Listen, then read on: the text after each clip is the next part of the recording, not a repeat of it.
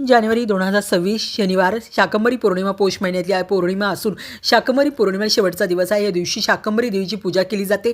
पौर्णिमेची तिथी सुरू होणार आहे 2 जानेवारी 2026 संध्याकाळी 6:53 शाकंभरी पौर्णिमेची तिथी सुरू होणार आहे आणि ही तिथी समाप्त होणार आहे 3 जानेवारी 2026 दुपारी 3:32 उदय तिथीनुसार मुख्य उत्सव स्नान दान आणि 3 जानेवारीला पौर्णिमेला साजरी केली जाणार आहे।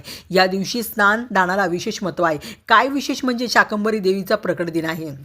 या पौर्णिमेला महालक्ष्मीला पूजा आवर्जून करा, फळभाज्यांचा नैवेद्य अर्पण करा, पुण्याची प्राप्ती होते, देवी प्रसन्न होते। महालक्ष्मीच्या मूर्तीवर तुम्ही कुंकुम अर्चन करायला विसरू नका। श्री सुक्ताचं पठण करा। संध्याकाळी घरामध्ये चुकूनही झाडू मारू नका, लक्ष्मीचा प्रकोप होतो। या दिवशी मांसाहार टाळा, घरामध्ये मांसाहार बनवू नका, नाहीतर लक्ष्मी निघून जाते। तुळशीचं पान लक्ष्मीला अर्पण करू नका। लक्ष्मीला अत्तर, कमळगड्ड्याची माळ किंवा कमळाचं फुलं अर्पण करा आणि मखाण्याची खीर अर्पण करा। शाकंभरी पौर्णिमा नियमाचं पालन करा, लक्ष्मी भरभरून आशीर्वाद तुम्हाला देईल। आणि ज्यांच्याकडे शाकंभरी देवीचा फोटो नसेल तर त्यांनी अन्नपूर्ण देवीची मनोभावे पूजा करा। घरात भरभरून अन्नधान्य